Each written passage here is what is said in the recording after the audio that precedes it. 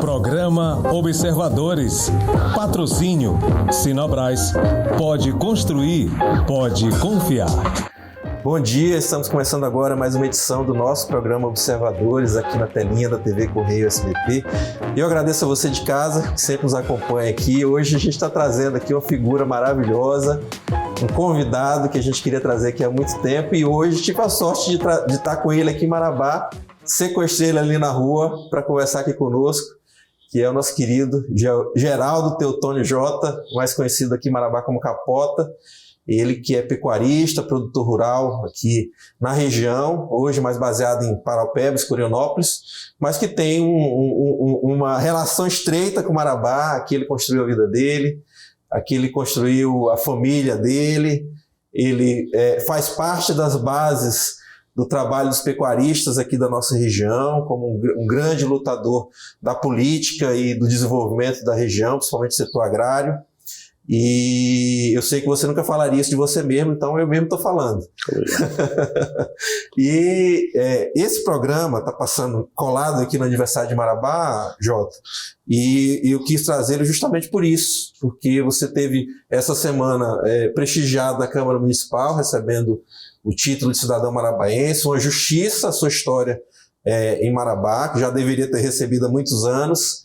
E eu acho que tem tudo a ver trazer você aqui nessa data, porque você contou histórias maravilhosas que eu vou tentar reproduzir algumas aqui. Mas eu começo te dando um bom dia, bem-vindo. Bom dia, Patrick, é um prazer, é uma honra muito grande estar com você aqui nesse domingo, né, de manhã, adentrando a casa do nosso telespectador e mandando até um abraço especial para um grande jornalista, um amigo que fizemos história juntos aqui nas notícias de Marabá, que é o nosso amigo, o seu pai, Mascarenhas Carvalho. Um abraço, Mascarenhas. Meu pai com certeza está nos assistindo, ele que gosta demais de ti, e que ele sempre te chama de computador. Eu sei que tem muito a ver com os anos e anos que você foi uma fonte segura de informações para o Jornal Correio. Por que ele sempre gostou de ti como fonte de informação? Porque você sempre deu para ele o serviço completo. E sabia dizer tudo, os nomes. A segurança daquilo que estava reportado. Sim, é verdade. Capota, eu começo colocando uma imagem aqui, vamos colocar a primeira imagem, Denis, que é justamente nessa semana você recebendo aí o título de cidadão marabaense, né? Então eu queria que você contasse um pouquinho da turma de casa, da tua relação com Marabá, desde que você chegou lá atrás. Bom, Patrick, aquilo que quando eu adentrava a subir a tribuna para executar a minha fala, o Ilka, o presidente da Câmara, ele disse: senhor Capota, se for contar a sua história, toda a sua história de Marabá, nós vamos passar o resto do dia aqui. Disse a ele, fique tranquilo, eu vou tentar resumi-la. E foi o que aconteceu ontem. Uhum. Conta um pouquinho como foi que você chegou lá atrás, a Marabá. Bom, Marabá, eu lembrava ontem, na minha fala, de que eu só ouvi falar em Marabá 3 dias antes de eu chegar aqui. Você estava amplamente decidido? Não, antes eu não sabia que não existia, eu não tinha noção que era Marabá, se existia Marabá, por onde andava, não sabia nada disso. O teu mapa era só apenas o meu mapa era Araguaína. A Belém Brasília, que já era uma realidade, né?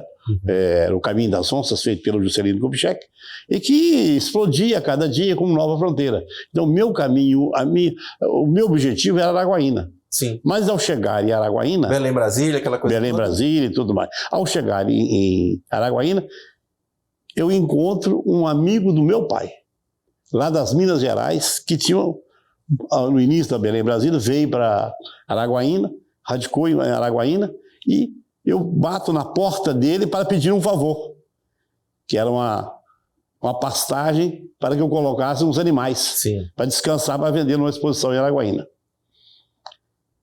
E digo a ele, eu contei meu sonho, o meu objetivo. Ele disse: não, você está no lugar errado. Você está errado. Na sua idade, eu tinha 26 anos na época, na sua idade, eu já estaria morando em Marabá. Eu disse: mas aonde fica isto? Fica na Transamazônica. Você já viu falar? Falei, já, através do Repórter 100, nos cinemas, sempre, antes do cinema, o Repórter 100 dava reportagens sobre a construção da Transamazônica. Era como se sabia das coisas na época, né? Isso, era aquilo que... E aonde fica isso? Eu disse a ele, seu Marcondes, ele disse, a Transamazônica começa a 120 quilômetros daqui. E Marabá está a 130.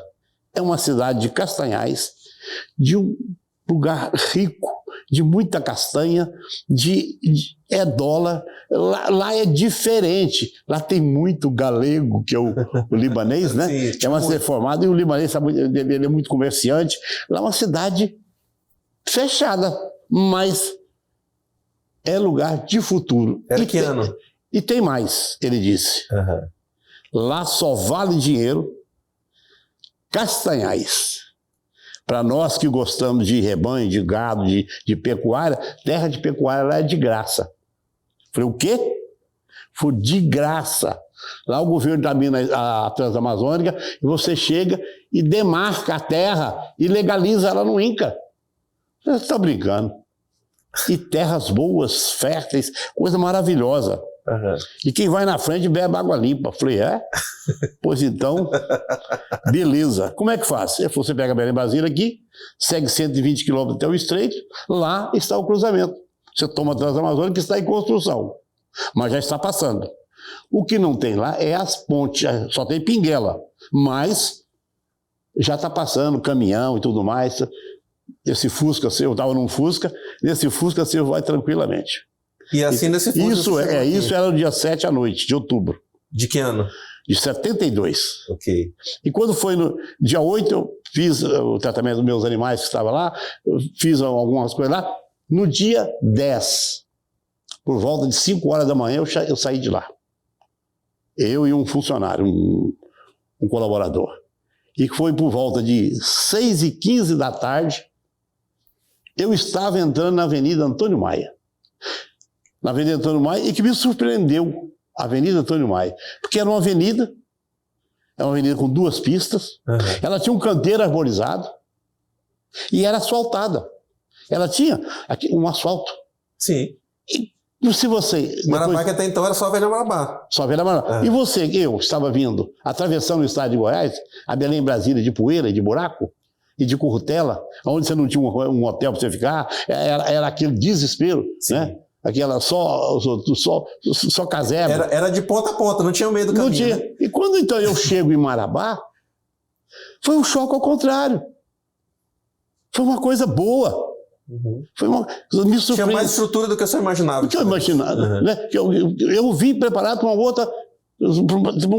outra situação. Cidade no norte, que não tinha estrada, que estava chegando na estrada ali agora. Eu falei, agora esse negócio aqui vai dar certo.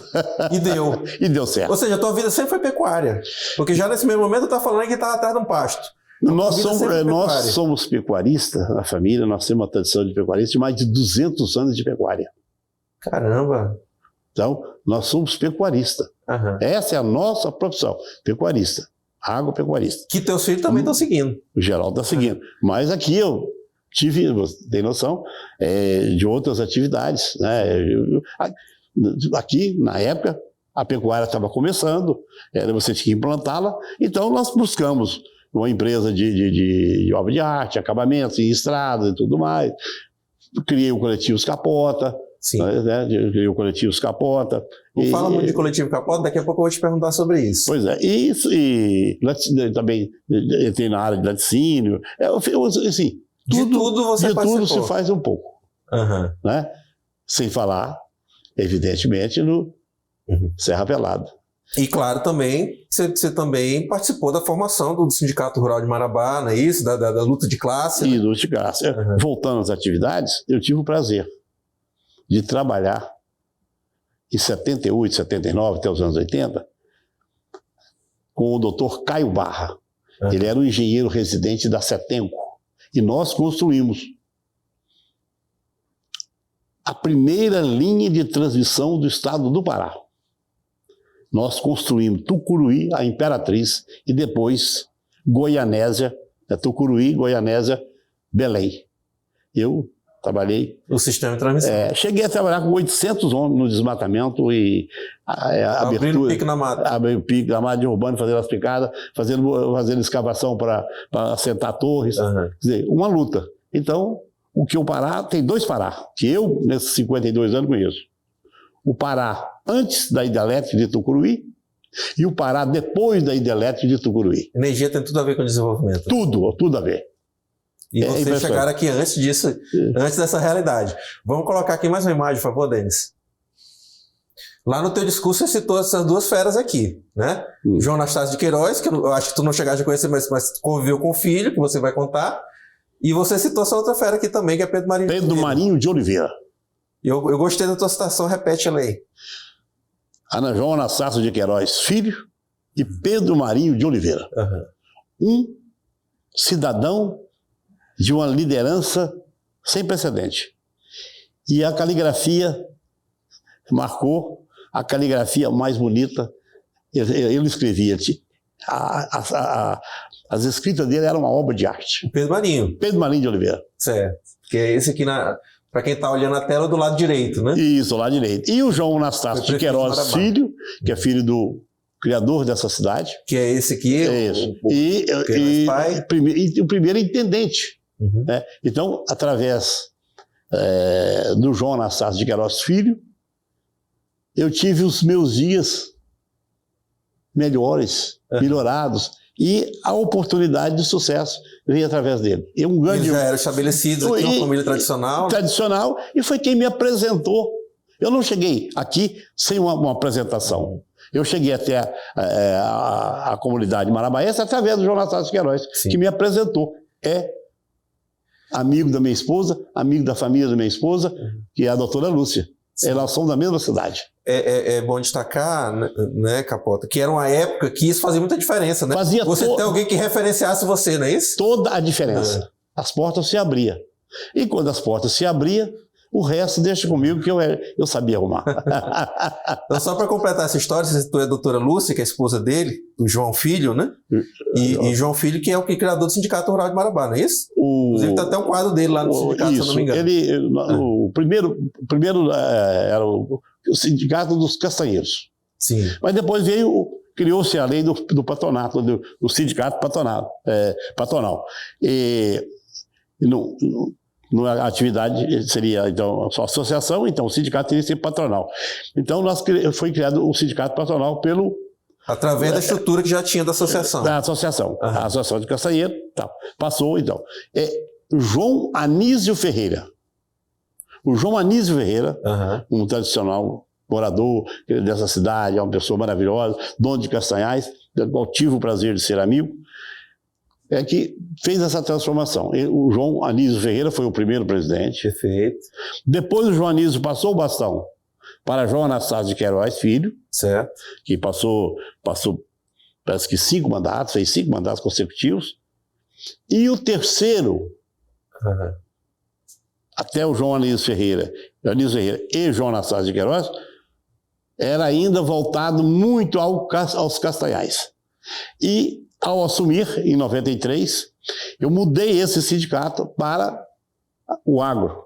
Eu trouxe para dentro dele, que não era permitido. Ele passou teu perfil realmente de... Eu passei meu perfil para dentro. Então, esse sindicato, ser de todos. Passei do pequeno, do médio, do grande, de todas as atividades que exercia. Ele é hoje, todas as atividades que exercia o agro. Como ele é atividade até hoje. Agro. E hoje, até hoje, ele hoje só faz dar uma continuidade. E tem mais, Patrick. É uma coisa que me orgulha. Eu entrei no sindicato a convite de João Anísio Ferreira e de João Anastácio de Queiroz em julho de 1976. Certo. Eu sou hoje o sindicalista mais antigo do Sindicato Rural de Marabá, vivo. Completando 50 anos no ano que vem. Não é isso? 50 anos. Vai completar 50 anos. 50 anos. Vivo, só tem eu. Quando eu entrei no sindicato, tinha 32 sócios. 32 associados. E dos meninos, você é o que ainda está aí. O mais antigo sou eu, que está vivo também. Pessoal, quem ligou a TV agora está conversando com essa fera aqui maravilhosa, das melhores histórias, Geraldo Capota. A gente vai para um rápido intervalo, peço que você continue conosco aqui no Observadores.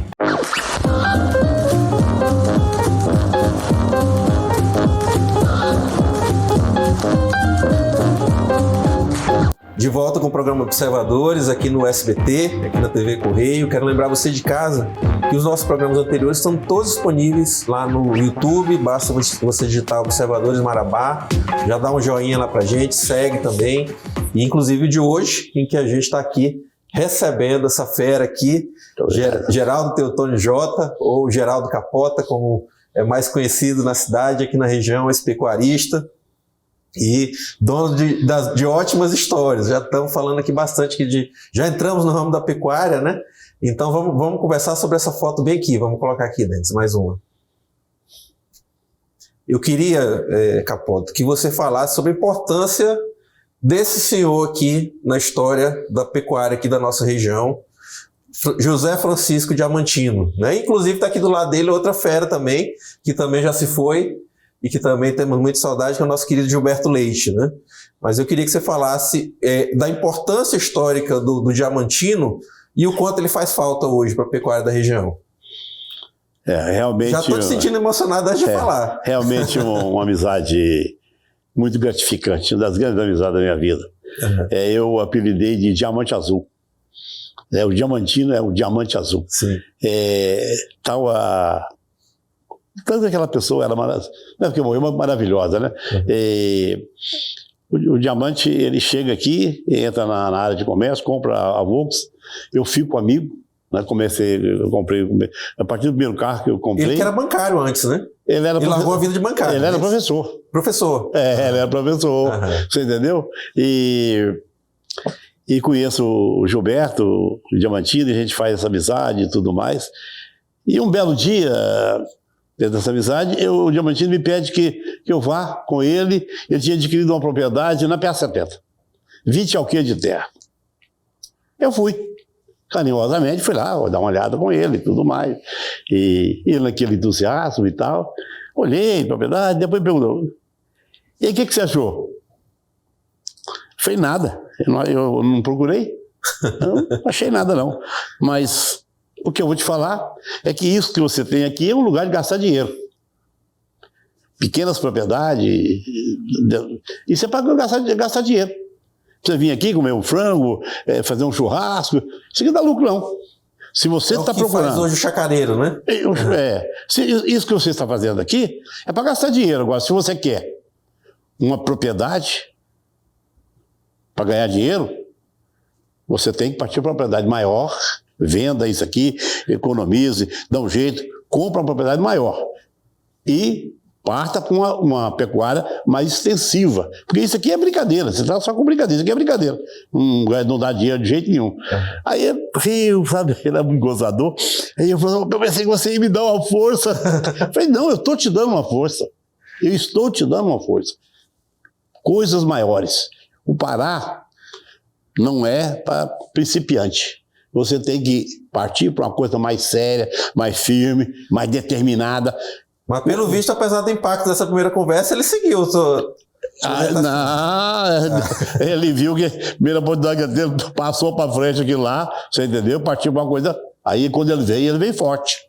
E foi um diferencial na pecuária nossa aqui, a nível de genética, o cara que investiu em genética e tudo mais, buscou um rebanho melhorador, né? E muito querido por todos, nos deu uma força. Capota, antes de falar da parte sindical, que eu acho que tu ia falar, ele é importante, eu vejo ele como divisor de águas, e me corrija se eu estiver errado, porque ele não só investiu em melhoramento genético, como ele impulsionou os demais a investir, não é isso? Evidente. Tanto assim que ele sempre, às vezes, bancou do bolso dele ter a disputa aqui de gado nas exposições, trazendo gado de outros lugares, justamente porque ele queria. Não só isso, mas ele buscou melhoramentos, e ao ter os melhoramentos, né, ele ele corrigiu o rebanho, ele multiplicou o rebanho dele de uma maneira, né, fez uma correção no rebanho, que o rebanho dele despontou. Ele chegou, por exemplo, com um bezerro dele, Diamante, foi vice-campeão, um touro jovem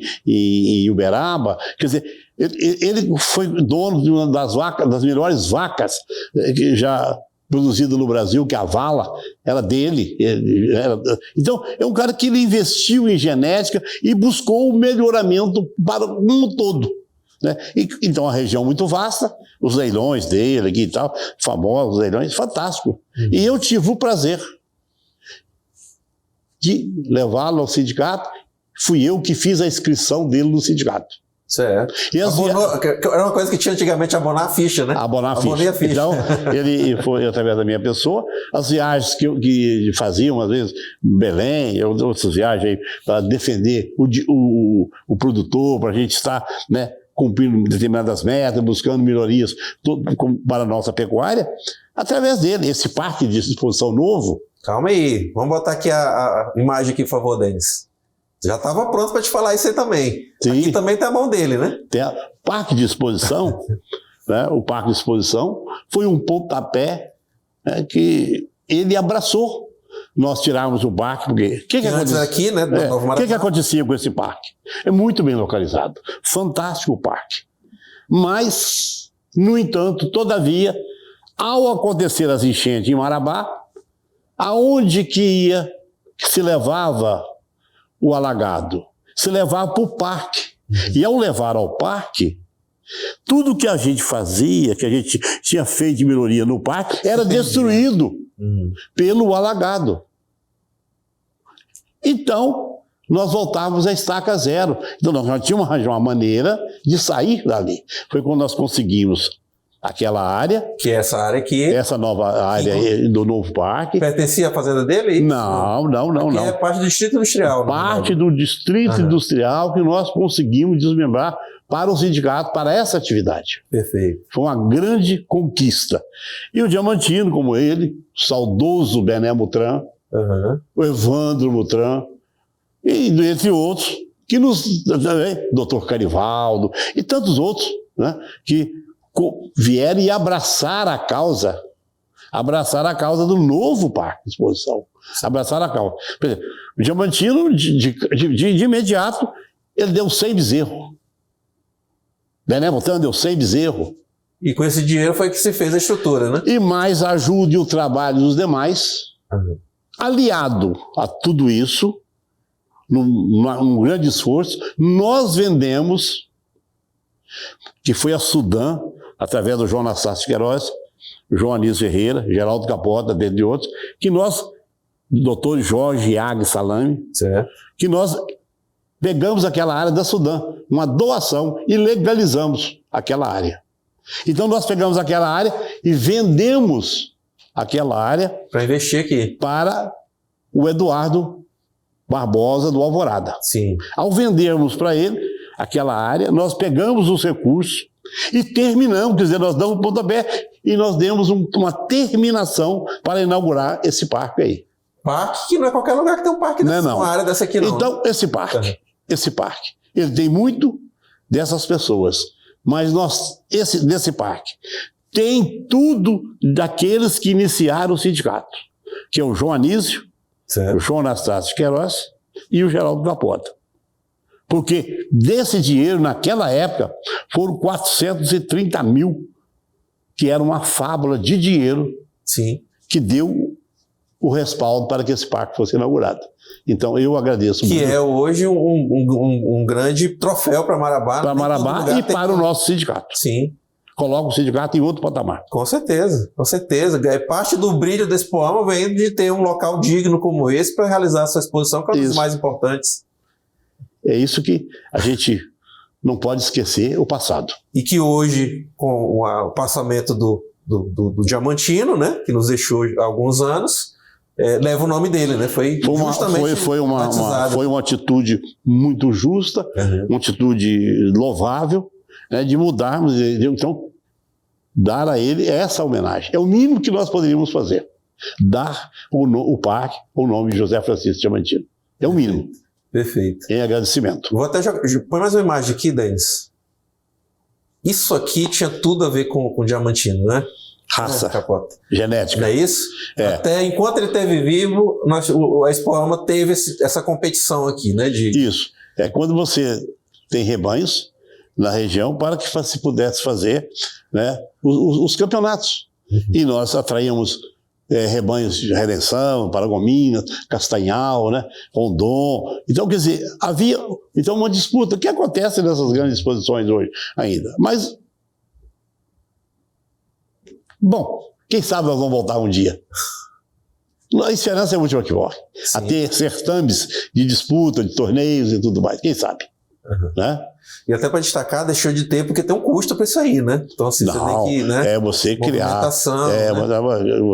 E não só o trato, a genética como um todo. Isso tem um custo, e o custo é alto. Como é que tu vês hoje as exposições agropecuárias? É uma coisa que está acabando, vai continuar tendo por muitos anos? A Expoama, por exemplo, era 2 semanas, hoje em dia são 7 dias. Eu entendo que realmente você tem que adequar, né, porque é um evento dispendioso, né, tem seus custos, depende de patrocinadores. Então, a gente sabe, até quero parabenizar o sindicato por não deixar morrer a Expoama, né? Mas como é que você vê o futuro das exposições agropecuárias? Olha, é uma atividade, são certames que não, onde existe o rebanho tem uma importância grande na economia da região, elas vão continuar. A feira é importante que ela exista. É fundamental. Uhum. Hoje, não é só o certame de animais, é a comercialização. Você tem uma comercialização de máquinas, implementos e modernidades que foram lançados no mercado e que nas feiras serão mostradas. E serão mostradas um cunho que tinha no passado, que hoje deixou um pouco de lado, que é o financiamento com juros subsidiados. Perfeito. Para a presença dos bancos. A presença dos bancos com juros subsidiados, para que o produtor possa adquirir esse implemento e levar para a sua propriedade. Para quê? Para melhorar a sua produção, melhorar a sua qualidade de vida, melhorar a sua renda per capita, uma série de coisas. É preciso que isso continue, essa mostra. Mas, no entanto, todavia, pequenas exposições no lugar é mais complicado. Essas feiras ficarão mais concentradas em locais estratégicos. E Marabá prima por isso. É uma logística, um local que Deus fez e eu acho que até jogou a forma fora. Pessoal, quem ligou a TV agora, a gente está conversando aqui com Geraldo, Teutônio J, o Capota. Ainda tem muita coisa para a gente conversar, mas eu peço que você continue conosco, que a gente vai para um rápido intervalo.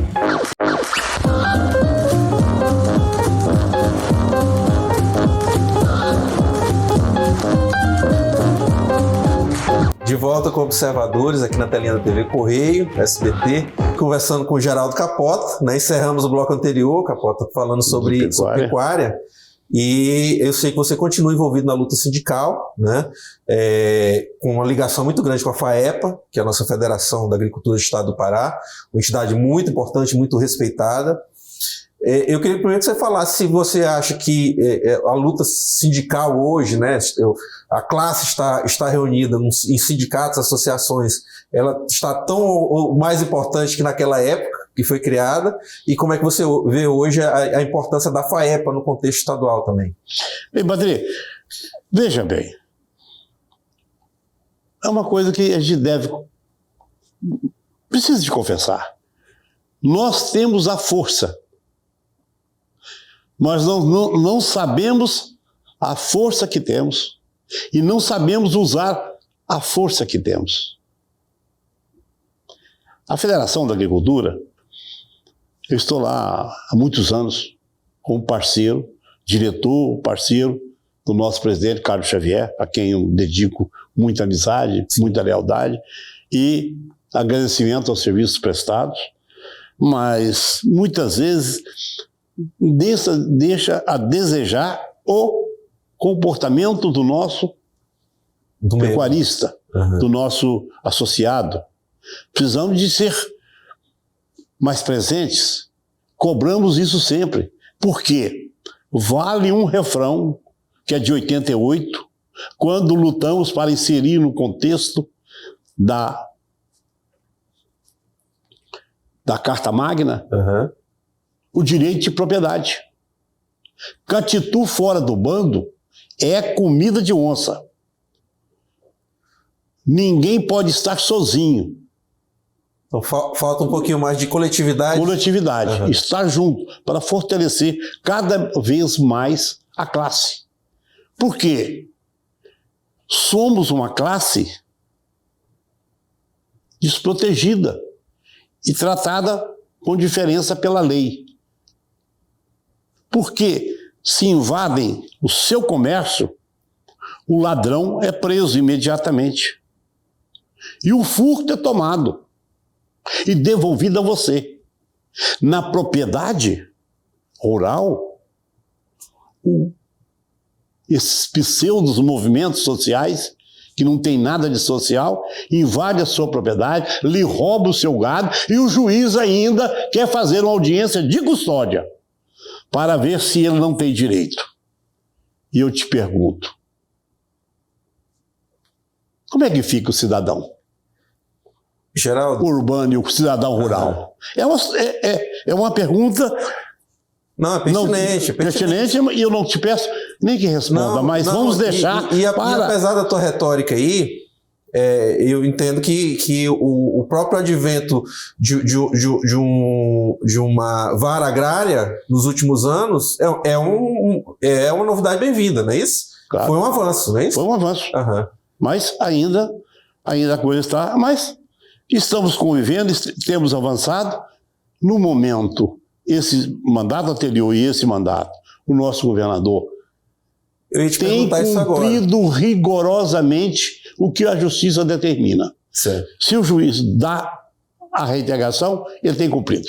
Diferentemente de outros governadores anteriores. E eu sei de duas coisas que são decisões do governo estadual, já que você citou, que eu sei que agradaram bem a classe, que são, a patrulha rural, não é isso? Da forma que ela é feita hoje, né? Com as propriedades classificadas, né? Tem visita, tem as classificações das propriedades, tem placa que eles colocam, né? E o próprio advento de um batalhão rural. Não o batalhão rural, mas o batalhão de missões especiais, que antes se tinha que aguardar o batalhão vir de Belém para cumprir as ordens judiciais. E agora nós temos um batalhão aqui em Marabá. O batalhão rural é uma luta, foi uma luta conjunta entre da FAEPA e os sindicatos. Nós estamos lutando há anos. E agora, no ano passado, uma questão de 2 anos aí, nós conseguimos sensibilizar o governador, que nos atendeu, e foi criado, então, o modelo de batalhão rural, de patrulha rural, que já existe com sucesso em outros estados. Ou seja, não foi uma coisa de via única. Não. Ele chegou a esse justamente porque o governo ouviu a classe, né? Ouviu a classe, principalmente da federação. Certo. E o batalhão também, que é outra novidade boa, né? É uma grande novidade, fantástico.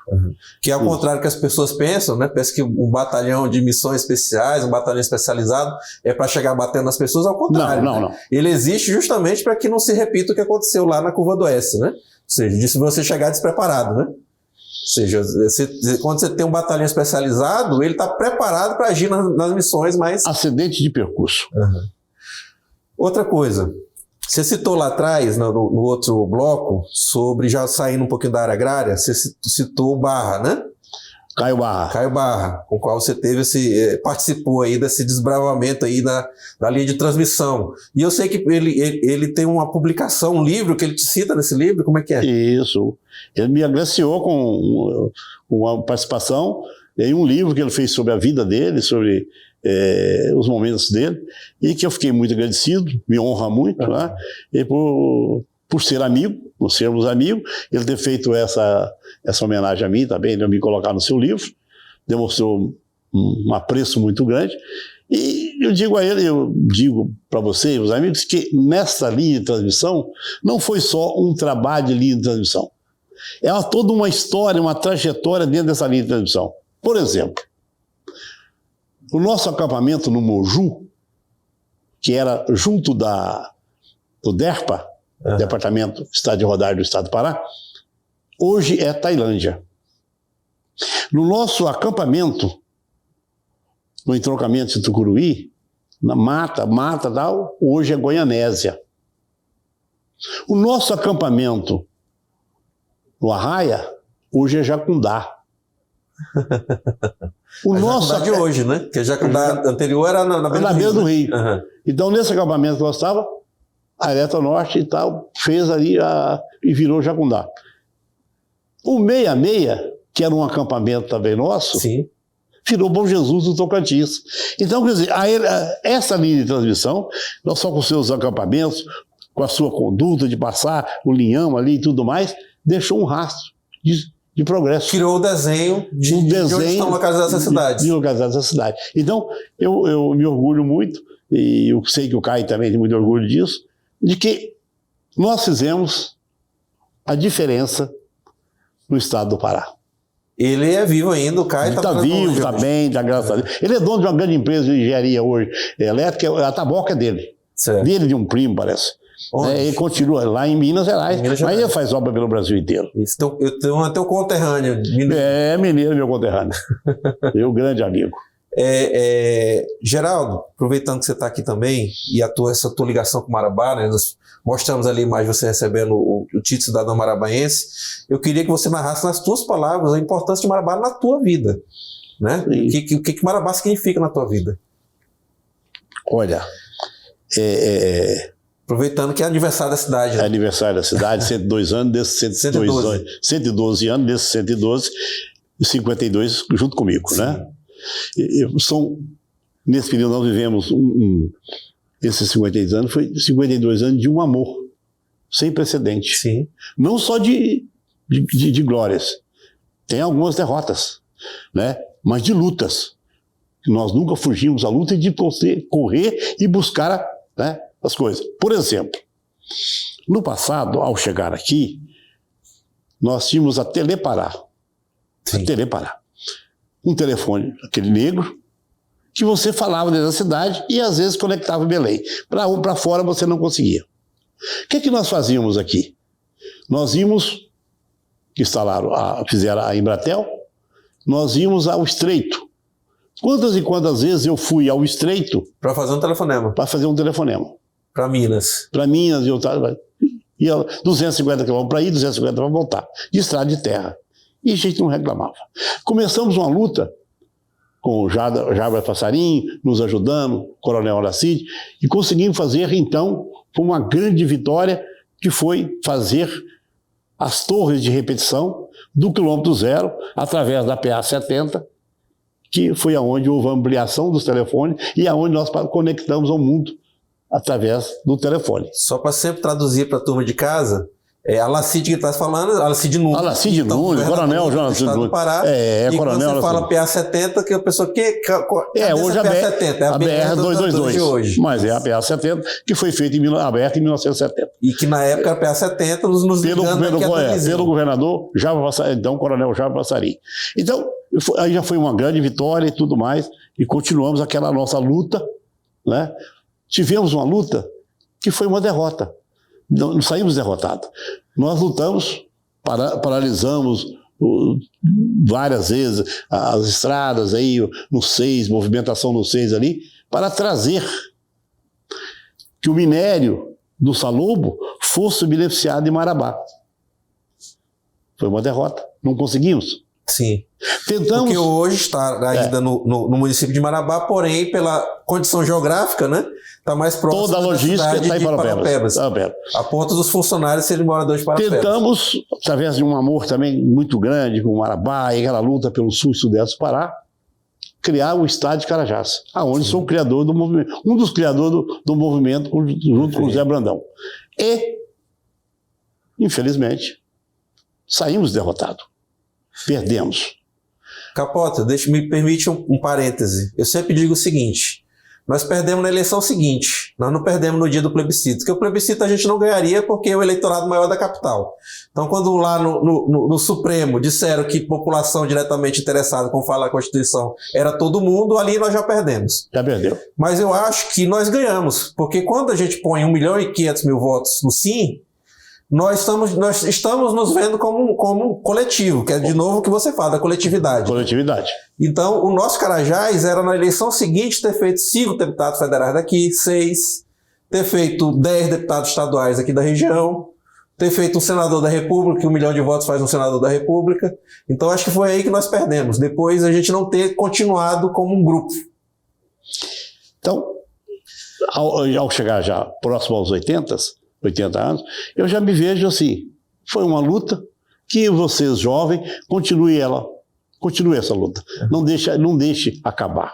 Mas, então, isso são percalços que eu tive durante a minha vida com Marabá, mas em momento algum eu deixei de amar essa cidade. Ou desistiu dela. E desistir dela e colocá-la em primeiro plano na minha vida. Então, Marabá, para mim, é o declaração, que declaração. Tudo. É um amor eterno. Capota, é necessário que essa tua mente, essa história que está guardada na tua mente, ativamente, por ser uma testemunha ocular da história, isso tem que estar num livro. Isso aí, urgentemente, tem que estar num livro para ficar aí de legado para gerações e gerações. Não precisamos conversar sobre isso. Precisamos botar essa tua história num livro, para que não se perca, para que um dia você vai partir, que ainda vai demorar muitos anos, mas um dia você vai partir. E você não pode levar isso contigo, não. Você tem que deixar isso aí para a turma. Então, minha parte eu estou fazendo aqui, que é te trazer aqui para contar parte dessa história. Então já está aqui documentado no Observadores. Te agradeço por ter aceitado nosso convite, estar aqui hoje. Tinha certeza que seriam ótimas histórias. Felizmente nosso tempo já estourou, mas eu tô feliz que você tenha aceitado e que a gente tenha conseguido fazer isso. Obrigado. Fazendo as considerações finais. À vontade. Eu quero agradecer de público a doutora Cristina Mutran, esposa do meu grande e eterno amigo Najibim, né? Sempre, por ser barbudo os dois e tal, chamava de irmão, ô irmão, tal, né? E sempre a vida inteira foi um carinho, Deus que cheguei, foi uma grande amizade. Uma das baixas aí da Covid. Uma das baixas da Covid, doutora Azul, grande baixa da Covid também. E agradecer a doutora Cristina, aos vereadores que, com ela, votaram o projeto e aprovaram, agradecer à Câmara como um todo. A pessoa do seu presidente, do presidente Wilker, né, que é o nosso presidente da Câmara lá, e a gente fica muito satisfeito, muito agradecido. Esse diploma vai ter um lugar de destaque na tua mesa lá? Lá na minha galeria, está lá no lugar de destaque. Eu sou já cidadão honorífico pelo Estado do Pará desde 2005. Sei. Né, vai estar lá, um lugar de destaque, porque com muito amor, foi uma alegria imensurável receber esse título. E vamos continuar lutando para que Marabá, cada dia, cresça mais no cenário nacional. Que bom. Assim seja. Amém. Pessoal, estou aqui. Começamos com essa fera, esse contador de história maravilhoso, esse grande pecuarista, pessoa muito importante para Marabá, e agora, justamente, nessa semana, honrado aí com o título de cidadão marabaense, fazendo justiça à sua história. Um ótimo domingo a todos e até semana que vem, aqui no SBT.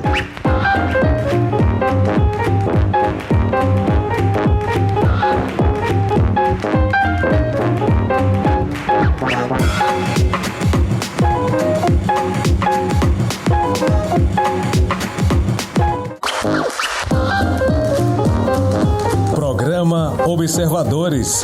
Patrocínio Sinobras. Pode construir, pode confiar.